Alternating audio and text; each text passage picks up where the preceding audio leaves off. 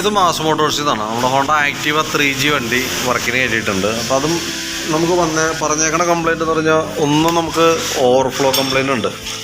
Petrol carburettor വഴി overflow പോകുന്നുണ്ട്. പിന്നെ പറഞ്ഞേക്കണത് സ്പീഡോമീറ്റർ വർക്കിംഗ് അല്ല. പിന്നെ വണ്ടിയെ ഫ്രണ്ടിലേക്കും ബാക്കിലേക്കൊക്കെ തള്ളണ സമയത്ത് ടൈറ്റ് കാണിക്കുന്നുണ്ട്. അതാണ് നമുക്ക് കംപ്ലയിൻറ്റ് പറഞ്ഞത്. അപ്പോൾ നമ്മൾ ആ ഓവർഫ്ലോ കംപ്ലയിൻറ്റുമായി ബന്ധപ്പെട്ട് അതിൻ്റെ കാർബറേറ്റർ യൂണിറ്റ് അഴിച്ച് ചെക്ക് ചെയ്യുന്ന സമയത്ത് ഈ ഫ്ലോട്ട് വാൽവ് തന്നെ ഭാഗമുണ്ടല്ലോ അത്യാവശ്യം നല്ല രീതിയിൽ പ്രസ്സായിട്ട് ജാമായിട്ടിരിക്കുക. അതിന് ഞാൻ ഈ പെട്രോളിൽ വന്ന കെമിക്കൽ റിയാക്ഷനാണ് അതിൻ്റെ ഒരു റീസൺ. അത് ശരിക്കും പറഞ്ഞാൽ നമുക്കിതൊന്ന് ക്ലീൻ ആക്കിയിട്ടൊന്ന് റീസെറ്റ് ചെയ്ത് നോക്കാം. കാരണം അത് അങ്ങനെ ചെയ്താലും ഇങ്ങനെ വന്നേക്കണ കാർബറേറ്ററുകളിൽ റിപ്പീറ്റ് ആ കംപ്ലയിൻറ്റ് കാണിക്കാറുണ്ട്. അപ്പം നിലവിൽ നാളെ ഒരിക്കൽ കംപ്ലയിൻറ്റ് ഉണ്ടാവരുത് എന്നുള്ള ഇതാണെന്നുണ്ടെങ്കിൽ നമുക്ക് ഈ കാർബറേറ്റർ യൂണിറ്റ് മാറ്റി വയ്ക്കാമെന്നുള്ളൂ.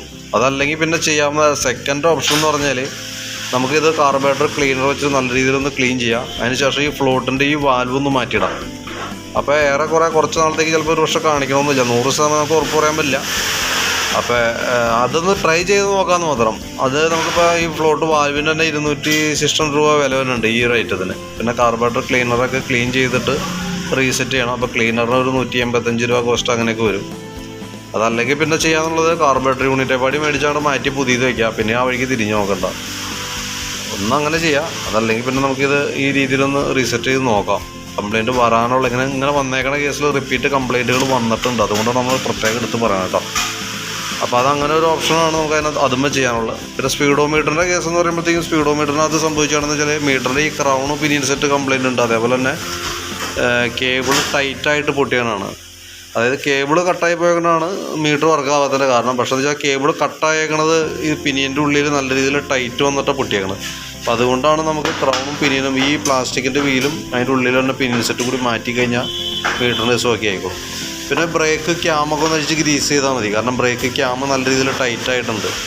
അതുകൊണ്ടാണ് ആ തള്ളുമ്പോൾ ഒരു ബുദ്ധിമുട്ട് കാണിക്കുന്നത്. അതേപോലെ തന്നെ ബാക്കിലത്തെ ബ്രേക്കിൻ്റെ ലൈനർ ചെക്ക് ചെയ്യുന്ന സമയത്ത് ബ്രേക്ക് ലൈനർ മാക്സിമം തീർന്നാൽ നിൽക്കണം കേട്ടോ.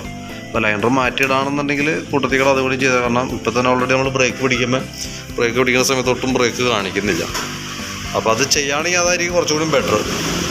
അപ്പോൾ ഞാനതിൻ്റെ ഏകദേശം ഒരു എസ്റ്റിമേറ്റ് നോക്കിയിട്ട് അതിൻ്റെ ഡീറ്റെയിൽസ് ഒന്ന് പറയാം. അപ്പോൾ ഈ കാർബറേറ്റർ എന്താ ചെയ്യേണ്ടതെന്ന് വെച്ചാൽ നോക്കിയിട്ടൊന്ന് പറയണം. കാർബറേറ്ററിൻ്റെ അടക്കമുള്ള ഒരു എസ്റ്റിമേറ്റാണ് പറയാം. ഇനി അതല്ല കാർബറേറ്റർ മാറ്റേണ്ട, അഡ്ജസ്റ്റ് ചെയ്താൽ മതി എന്നുണ്ടെങ്കിൽ ആ രീതിയിലാണ് ക്ലീൻ ചെയ്തിട്ട് സെറ്റ് ചെയ്താൽ മതി, ഫ്ലോട്ട് വാൽവ് മാറ്റി സെറ്റ് ചെയ്താൽ മതി എന്നുണ്ടെങ്കിൽ ആ രീതിയിലുള്ള എസ്റ്റിമേറ്റ് നോക്കിയിട്ട് നമുക്ക് പറയാം കേട്ടോ. അപ്പോൾ അത് നോക്കിയിട്ട് എന്തെങ്കിലും ഒന്ന് റിപ്ലൈ ഇടാം. ഞാൻ എൻ്റെ ഡീറ്റെയിൽസ് വാട്സാപ്പിലേക്ക് ഒന്ന് സെൻഡ് ചെയ്തിടാം.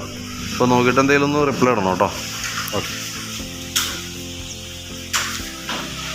അതേപോലെ തന്നെ നമ്മുടെ വണ്ടിയുടെ ഉണ്ടല്ലോ ഈ ഫ്രണ്ടിലത്തെ ഇപ്പോൾ വീല് നമ്മൾ ക്ലീൻ ചെയ്യാനൊക്കെ ആയിട്ട് അയച്ചാൽ, അപ്പോൾ അതിൻ്റെ ഈ ഫ്രണ്ടിലുണ്ട് ഈ ബുഷുണ്ടല്ലോ, ഈ ബുഷ് നല്ല രീതിയിൽ പോയി കിടക്കുന്നുണ്ട്. അത് കാരണം ഞാൻ നല്ല രീതിയിൽ ഷെയ്ക്ക് കാണിക്കുന്നുണ്ട്. അപ്പോൾ അത് കൂട്ടത്തിൽ മാറ്റിയിടാണെങ്കിൽ കുറച്ചുകൂടി ബെറ്റർ അതായിരിക്കും കേട്ടോ.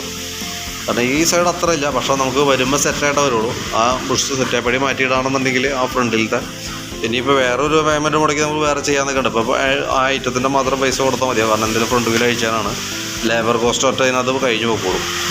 അപ്പോൾ നോക്കിയിട്ട് എന്തെങ്കിലും ഒന്ന് പറയണം കേട്ടോ. ഞാൻ എസ്റ്റിമേറ്റിനകത്ത് പെടുത്തിയിട്ട് വാട്സാപ്പിലേക്ക് തരാം. നോക്കിയിട്ടൊന്ന് റിപ്ലൈ ഇട്ടാൽ മതി.